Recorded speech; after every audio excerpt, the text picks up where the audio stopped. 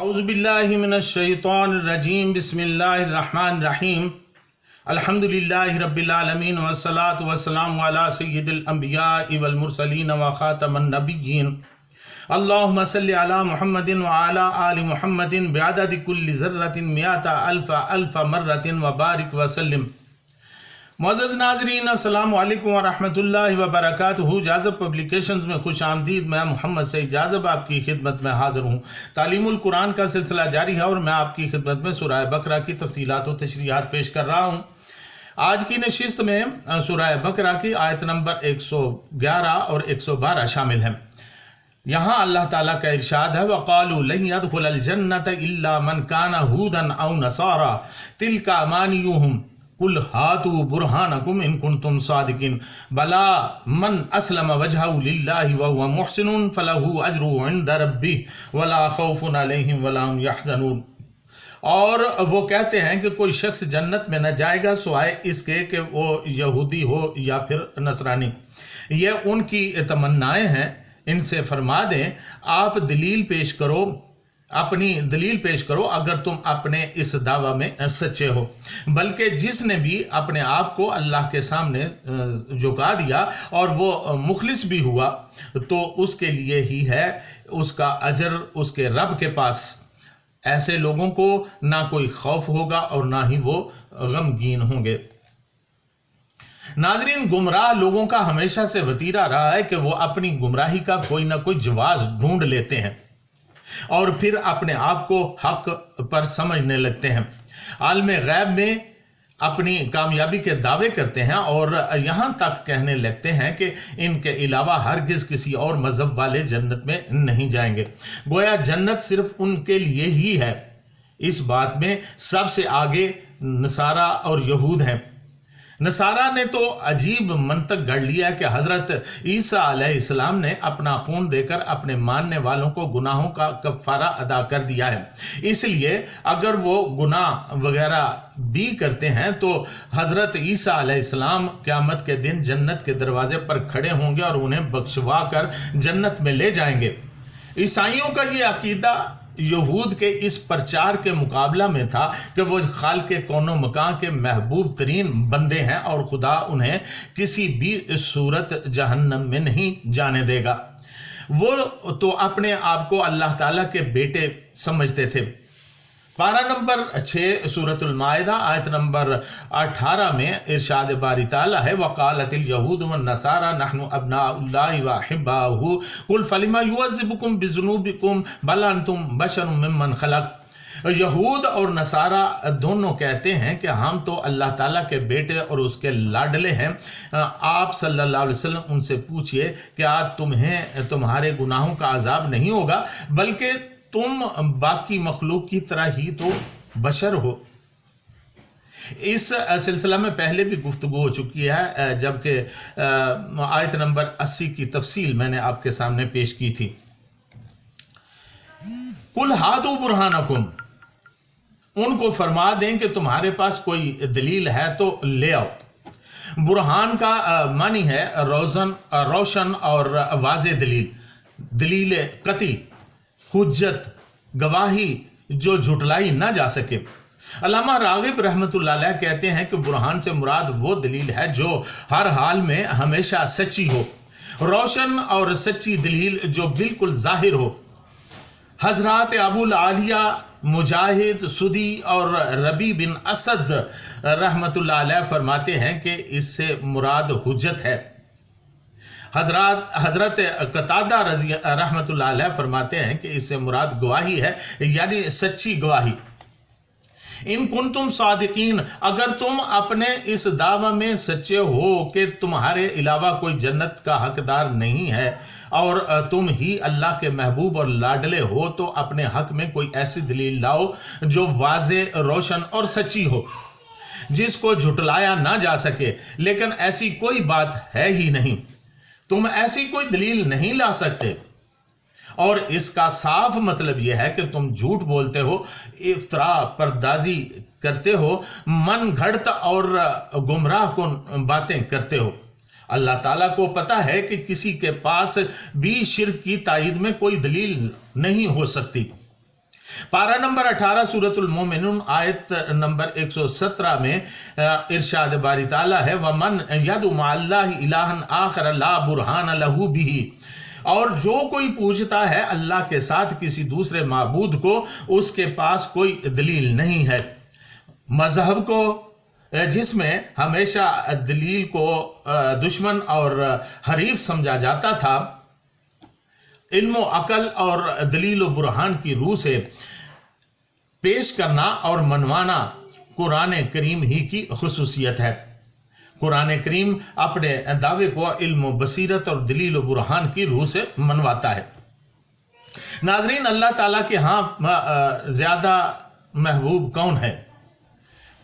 यहाँ इसलिए अल्लाह ताला ने इरशाद फरमाया, बलामन असलम वजहु लिल्लाहि व हुवा मुहसिनुन, बल्कि वो जिसने इंतहाई खुलूस के साथ अल्लाह के सामने सर तस्लीम खम कर दिया, फलहु अजरुहु इंदा रब्बिह, उसी के लिए उसके अल्लाह की तरफ से अजर है। असलमा इसका मादा सलिमा है, और सलिमा के बुनियादी मानी है हर किस्म के अयूब व नकाइस से पाक होना, आफात, खतरात और हवादत से महफूज रहना। इब्ने फारस रहमतुल्लाह अलैह ने फरमाया कि इस मादा में ज़्यादा मानी सेहत और आफियत से मुतल्लिक है। सलाम के मानी हैं जिससे दूसरी चीज़ें सलामती हासिल करें। इसी तरह अल इस्लाम के मानी हैं वो निज़ाम हयात जिसमें तमाम कमियां पूरी हो जाएं और वो हर नक्स से पाक हो और जिसके मानने वाले तमाम आफात से महफूज हो जाएं। फिर असलमा के मानी हैं किसी के सामने सर झुका देना, सिर्फ सर ही नहीं बल्कि तन और मन दोनों झुका देना। पारा नंबर 3 सूरह आल इमरान आयत नंबर 83 में इरशाद बारी ताला है, अफा गैर दीनिल्लाहि यबगून वलहु अस्लम मन फिस समावाति वल अर्दि तौअन व करहन व इलैहि युरजाउन। कायनात की बुलंदियों में जो कुछ है सब उसके कानून के सामने वो चाहे या ना चाहे सर बसजूद हैं और वो हर कदम पर उसके तरफ लौटाए जाते हैं। यानी इससे मुराद है किसी के सामने दिलो जान से सर झुका देना। वाह मोहसिनुन, वो मुखलिस भी है हो, यानी ना सिर्फ सर झुका दे बल्कि उसके सर झुकाने में अखलास भी शामिल हो। हजरत अबुल आलिया रहमतुल्लाह अलैह और रबी बिन असद रहमतुल्लाह अलैह फरमाते हैं कि इस्लाम से मुराद अखलास है। हजरत सईद बिन जुबैर रहमतुल्लाह अलैह ने इस्लाम से अखलास और वजहहू से मुराद दीन लिया है। वो फरमाते हैं वाहुआ मोहसिनुन से मुराद है कि रसूल करीम सल्लल्लाहु अलैहि वसल्लम की इत्तबा करना। अमले मकबूल क्या है? नाजरीन, अमले मकबूल के लिए 2 शर्तें हैं। पहली शर्त यह है कि वो अमल खालिस अल्लाह ताला वहदहू ला शरीक के लिए हो, और दूसरी शर्त यह है कि वो अमल सही और शरीयत के मुआफिक हो। अगर कोई अमल खुलूस पर मबनी ना हो लेकिन दुरुस्त ना हो तो वो अमले मकबूल नहीं है। सैयदा आयशा सिद्दीका रजी अल्लाह ताला अन्हा फरमाती हैं कि रसूलुल्लाह सल्लल्लाहु अलैहि वसल्लम ने इरशाद फरमाया, जो शख्स ऐसा अमल करे जिस पर हमारा अमर ना हो तो वो मरदूद है। राहिबों वगैरह के अमल खा कितने भी मकबूल हों, वो इस वक्त तक काबिल कबूल नहीं जब तक उनमें अताअत रसूल सल्लल्लाहु अलैहि वसल्लम शामिल ना हो, क्योंकि आप सल्लल्लाहु अलैहि वसल्लम उनकी बल्कि तमाम मखलूक की तरफ मबूस फरमाए गए हैं। ऐसे ही लोगों के लिए अल्लाह ताला ने पारा नंबर 19 सूरतुल फुरकान आयत नंबर 23 में इरशाद फरमाया है, वक़दिमना इला मा अमिलू मिन अमलिन फजअलनाहु हबाम मंसूरा, और हम मुतवज्जो होंगे उनके कामों की तरफ और उन्हें गर्दो गुरबार बनाकर उड़ा देंगे। और पारा नंबर 18 सूरत नूर आयत नंबर 39 में इरशाद बारी ताला है, वल्लज़ीना कफरू आमालुहुम कसराबिन बक़ीअतिन यहसबुहु ज़मआन मान हत्ता इज़ा जाअहु लम यजिदहु शैया। और जिन लोगों ने कुफ्र किया ان کے اعمال ایسے ہیں جیسے چمکتی ہوئی ریت ہو چٹیل میدان میں، خیال کرتا ہے اسے پیاسا کہ پانی ہے، حتیٰ کہ جب پینے کے لیے اس کے قریب آتا ہے تو اسے نہیں پاتا۔ امیر المومنین حضرت عمر فاروق رضی اللہ تعالیٰ عنہ سے روایت ہے کہ اس سے مراد یہود و نصارہ کے راہب ہیں۔ اگر عمل بظاہر شریعت کے موافق ہو لیکن اخلاص سے خالی ہو تو یہ مردود ہے۔ ریاکار لوگوں اور منافقین کے اعمال کا یہی حال ہے۔ جیسے پارہ نمبر 5 سورۃ النساء آیت نمبر 142 میں ارشاد باری تعالیٰ ہے، ان المنافقین یخادعون اللہ وهو خادعهم واذا قاموا الى الصلاة قاموا کسالى یراؤن الناس ولا یذکرون اللہ الا قلیلا۔ بے شک منافق اپنے گمان میں دھوکہ دے رہے ہیں اللہ تعالیٰ کو، اور اللہ تعالیٰ سزا دینے والا ہے انہیں، اور جب کھڑے ہوتے ہیں وہ نماز کے لیے تو کھڑے ہوتے ہیں کاہلی سے، لوگوں کو دکھانے کے لیے، اور نہیں ذکر کرتے اللہ تعالیٰ کا مگر تھوڑی دیر۔ چنانچہ عمل مقبول وہی ہے جو منافقت سے پاک ہو۔ عمل مقبول وہی ہے جس میں انتہائی خلوص شامل ہو۔ عمل مقبول وہی ہے جو ریاکاری سے پاک ہو، اور آخری بات یہ کہ عمل مقبول وہی ہے جو خالص اللہ تعالیٰ کے لیے ہو اور جس میں اطاعت رسول صلی اللہ علیہ وسلم بھی شامل ہو۔ ناظرین، جس نے اپنی ذات کو اللہ تعالیٰ کے تابع کر لیا اور پھر وہ نیکی کرنے والا بن گیا، فَلَهُ اجرہ عند ربی، پس ایسے شخص کے لیے اس کے رب کے ہاں اجر ہے، نیکی کا بدلہ اسے ضرور ملے گا۔ ولا خوف علیہم ولا هم یحزنون، ایسے لوگوں کے لیے کوئی خوف نہیں ہوگا اور نہ ہی وہ کوئی کبھی غمگین ہوں گے۔ یعنی ایسے لوگ دنیا میں بھی کسی قسم کے خوف سے دور رہیں گے اور آخرت میں بھی کسی آسائش کے چھن جانے کا انہیں غم نہیں ہوگا۔ ناظرین، حزن ایک جامع لفظ ہے جو ہر اس غم و فکر اور پریشانی کے لیے بولا جاتا ہے جو انسان کو کسی بھی وجہ سے لاحق ہو۔ اس میں معاشی پریشانی بھی خاص طور پر شامل ہے۔